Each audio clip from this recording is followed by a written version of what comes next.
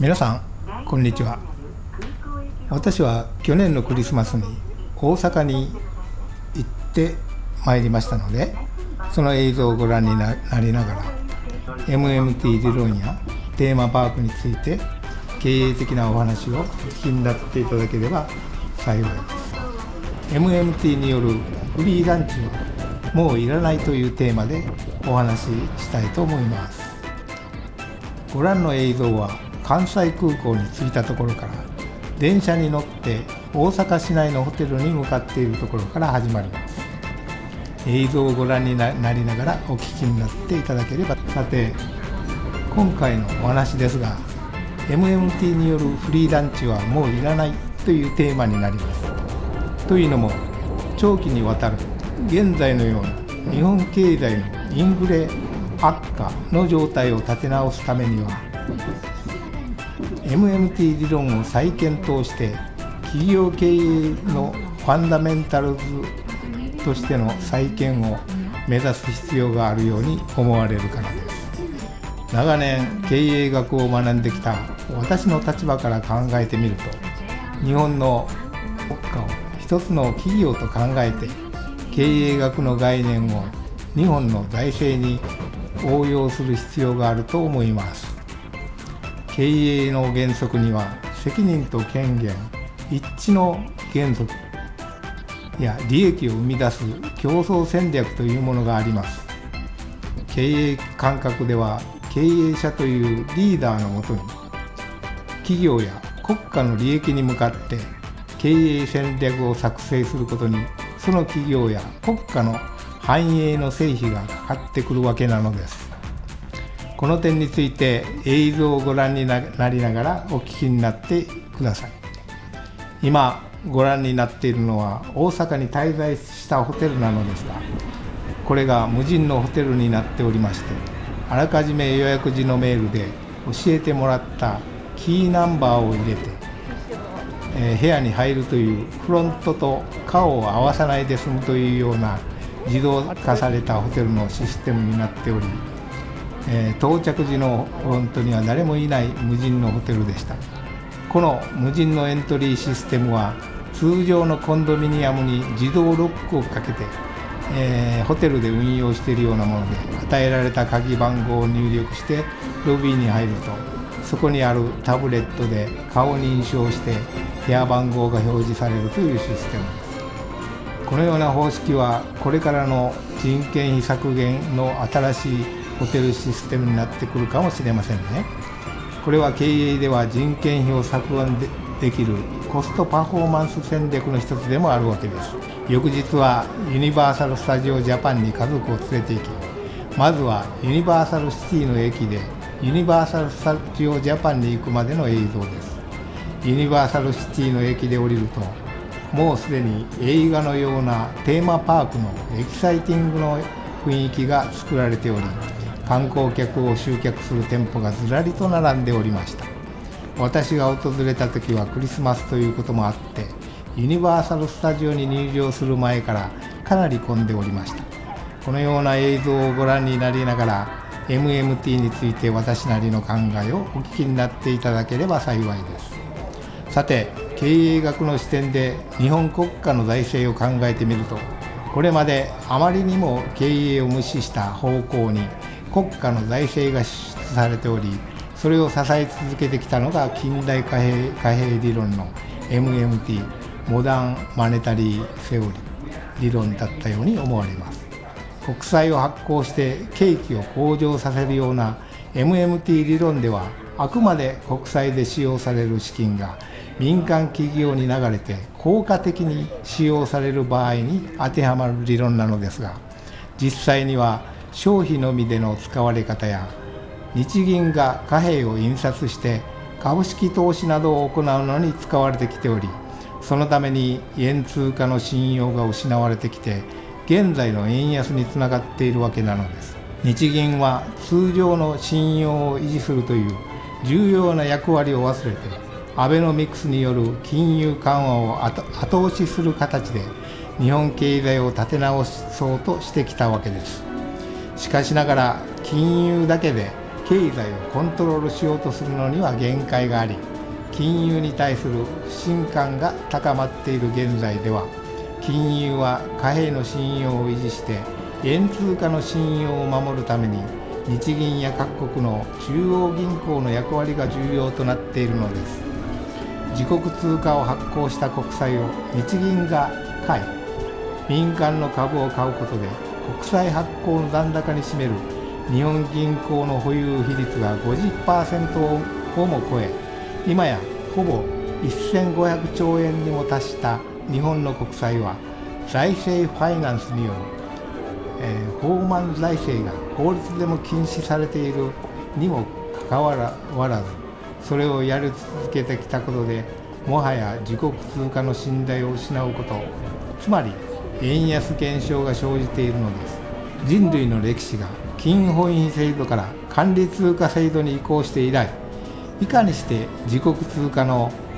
信頼を維持できるのかが最も重要な政府の役割となっているのです。本来の MMT 理論では、通貨の信頼を失わないように、あくまでも一時的な措置としての自国国債を発行して、効果的な方法で民間企業を活性化させるという意図があったように思います。それはあくまでも一時的な措置なのであり、決して30年以上も続けられるような恒久的なものではありません。麻薬を人間に使い続けるようなもので、効果を発揮するどころか、かえって麻薬中毒になっているようなものなのです。MMT が有効に機能するためには、まずもって将来の収入につながるような MMT で生み出されたお金の使い道を効率化する必要があるのですが、アベノミクスによりあまりにも経営の投資概念にそぐわない消費のみでの方向での MMT による国債発行によって作り出されたお金が、株や消費のみに使用されて続けてきたのが、日本経済が30年間も再生しない原因だったように私には思えるのです。 MMT 理論によると、自国通貨の発行はあくまでも有効な方向での使われ方が大事なので、無条件に消費のみで使われると効果がないのです。 MMT 理論では、自国通貨で発行された国債はいくら発行しても信用創造であることから、無から有を作ることになるので、デフォルト、つまり財政破綻には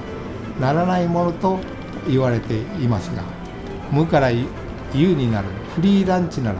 いくら国債を発行してもそれがチャラにならなければ成り立たないことになります。無限に大量に発行された国債の支払い期限が来たら、再度借り換えをすればよいとの考えもありますが、いつかは返済すべき金額の国債は自国通貨の発行により、消さない限りは、国債により金利の返済は永久に消えることがないわけなのです。このような形でこのまま国債が増え続けると、その利払いだけで日本政府の税収を圧迫することから、結果として日本国民の大増税につながるか、または通貨の価値を出飲みして日本国民の財産を減少させることになるわけです。これまで発行されてきた国債を物価上昇や自国通貨の発行などで相殺すると考えられておりますが、それは国際的な円の価値や信頼を損ねて通貨の信用が失墜することになりかねず禁止されていることになっているわけなのです。現在の円安傾向は、日銀が国債を大量に買い支えることで、将来のさらなる通貨発行を恐れて円の価値が下落して急激な円安になっているわけなのです。円の価値が下がるということは、日本国民が現在所有している資産の価値も同時に下がるということを意味しており、今日では高度成長期のような円安メリットは薄れてきているので、 MMT 理論により国債を活用して景気を向上させるという限界のない国債発行により、消費のみにその資金を使うと結局は MMT 理論が機能しないことになってくるのです。あくまで本来の MMT 理論では経営理論にのっとり、あくまでも短期的な国債発行で生み出された資金の使用方法を経営効率的に模索することが大前提になっていることを理解しなければいけません。 MMT 論者によると、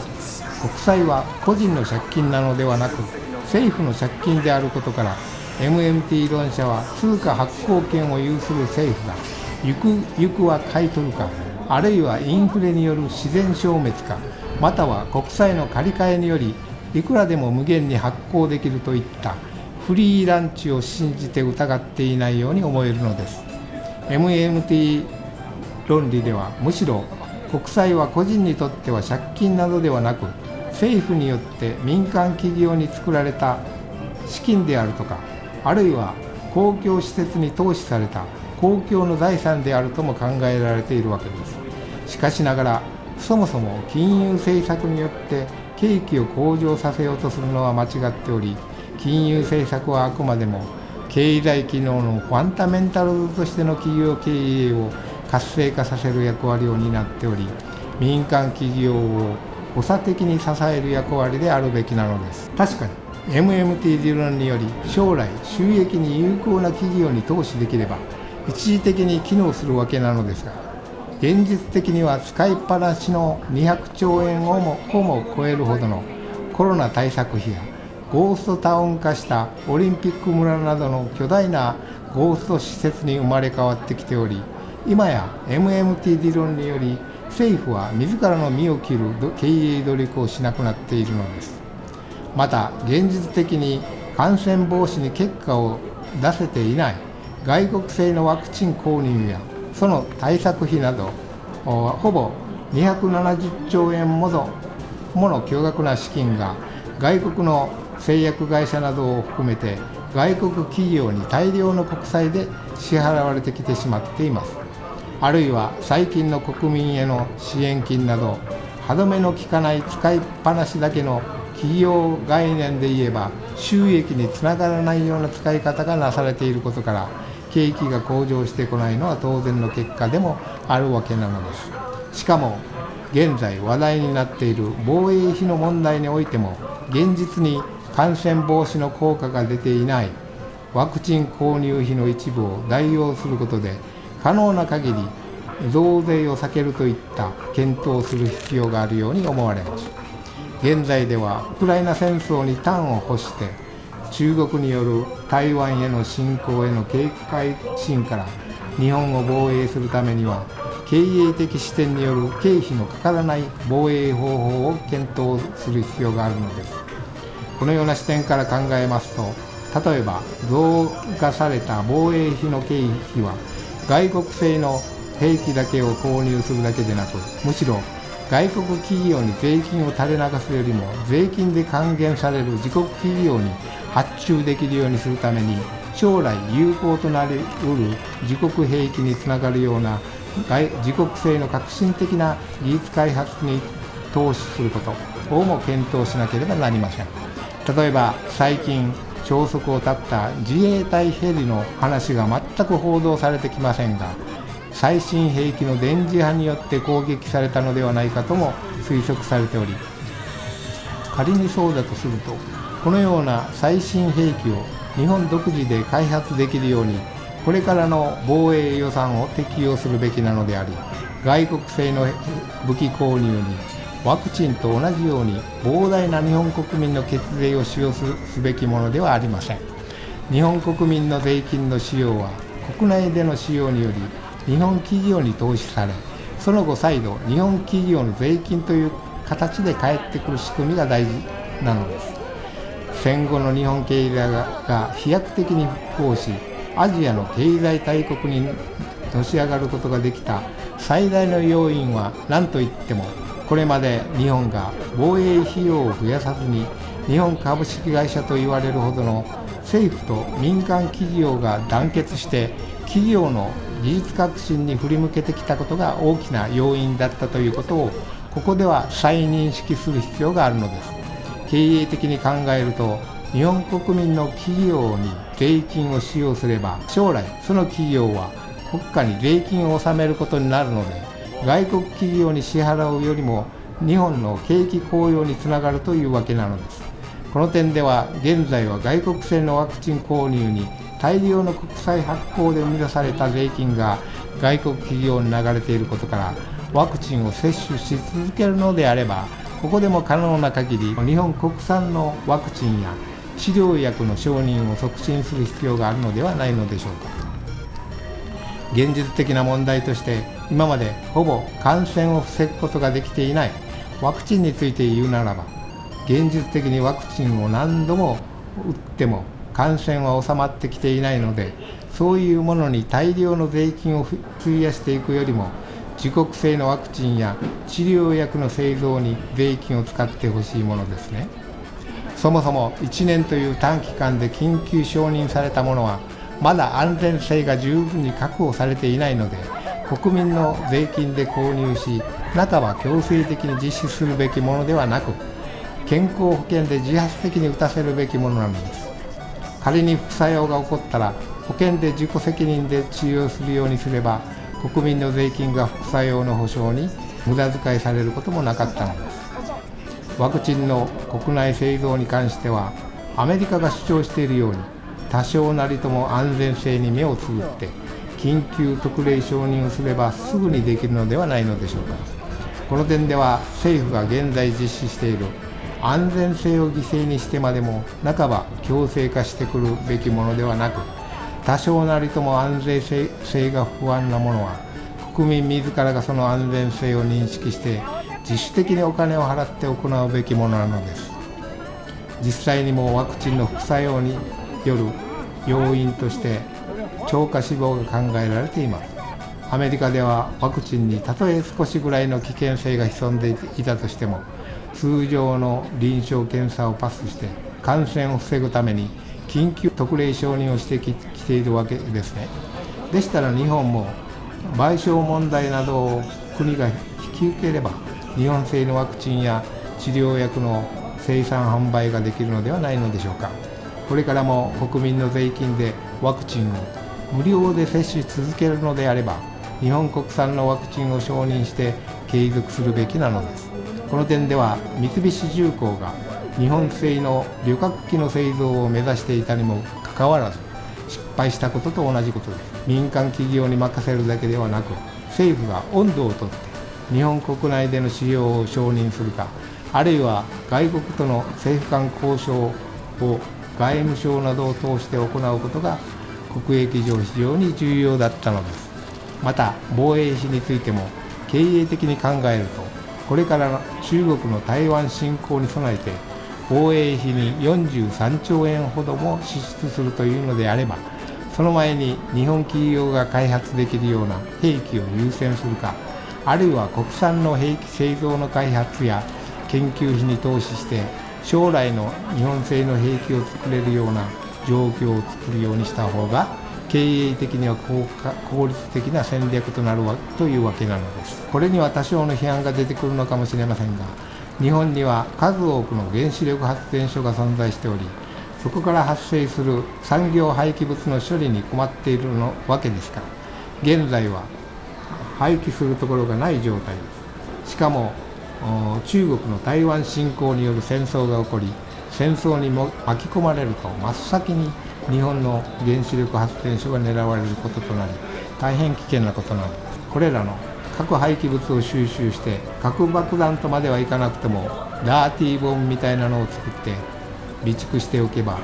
今よりも核廃棄物処理の安全性が保たれて廃棄物の再利用にもつながることになり、それは中国やロシアの核兵器攻撃に対抗する手段を持てるようなことを意味するのではないかと思うのです。他国がウクライナや台湾のように日本をも攻撃してくれば、原子力の核廃棄物をミサイル弾頭に込めて発射する備えをしていくようにすれば、今さら日本の防衛費などを増やさなくても、これで十分に自国を守ることができるのではないのでしょうか。そうすればどこの国も日本へは攻めてこれませんし、非常時にはそれを潜水艦などに乗せて泳がせておけば、潜水艦はあっちこっちに移動していることから阻止できませんので、日本攻撃なんて絶対にできないんじゃないのでしょうか。しかしながら日本政府は今の防衛費をさらなる国債の発行か増税によって外国製の兵器購入をしようとしているのです。または少子化問題の資金調達先としても、これ以上の国債を増やし続けると、国債の利子が支払うために、日本国民が支払う税金がますます高くなっていき、それはこれからの子どもたちが返すことになりますので、これからの日本の若者は大変ですよね。ですからこれからはワクチンを購入するお金を節約するか、接種を有償化するなどとして防衛費に充てることも検討してもらいたいのです。そんな中でも日本政府は今後10年間もワクチンを購入する契約がなされているというのは耳を疑うようなことで、本当なのでしょうか。これまでのように MMT 理論によるフリーランチを信じて国債を発行し続けるよりも、国債発行にはアメリカが行っているように限度を設けて、その使い道を経営原則に従って無理な使い方をせず、将来税金で投資された資金が戻ってくるような方向で日本政府の財政をやりくりすることがこれからは大事になってくるのではないかと思います。さて、ここからは MMT 理論を少し離れて映像を見ながら現実的な事象を経営的に説明していきたいと思います。MMT 理論に関心がおありの方はここで終了させていただきますが、私のコンテンツは重要性があると思えるまで配信はいたしませんので、ベルマークで通知設定をしていただければ幸いです。さて、映像では私が訪れた時期はクリスマスということもあって、ユニバーサルジャパンがたくさんの入場者で混み合っており、各アミューズメントでの乗り物も平均して約1時間ほどの待ち時間ということで、私の家族は1万円ほどの入場料を支払っているにもかかわらず、何一つアミューズメントも楽しまずに帰ってきました。もったいない話ですね。私は家族をユニバーサル・スタジオに入場させた後で、私一人で大阪の人気スポットである道頓堀へと向かいました。クリスマスの日ということもあって、服装もご覧のようにデコレートした人が多かったようで、経営的に見ますと、ここら辺はユニバーサル・スタジオのイメージがあるレストランとかお土産品店とか、そういった類似の店舗が軒を並べて、類似の専業化という現象が始まっているようでした。ここではユニバーサルシティ駅から大阪の食い道楽までの有名な道頓堀を訪れてみました。ご存知のように道頓堀は難波の駅から歩いていくことができました。大阪の道頓堀は食い道楽のレストランで有名なのですが、私が訪れた時はクリスマスということもあって、たくさんの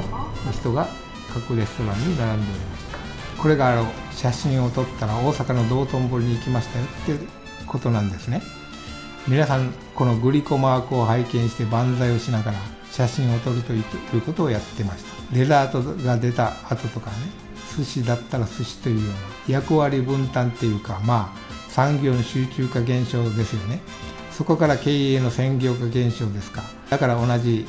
業種が集まってきたら今度はね、競争が始まりますから、差別化が起こるんですね。マイケル・ポーターの差別化戦略ですね。商品を作ろうということで、新しい商品が出てきますと、さらにいろんな商品の種類が増えていくことで、お客にとってはそこで行けば自分の気に入ったものが手に入るという便利なシステムになっているんですね。それではまた次の機会に経営的なお話をさせていただきたいと思います。それではまたお会いしましょう。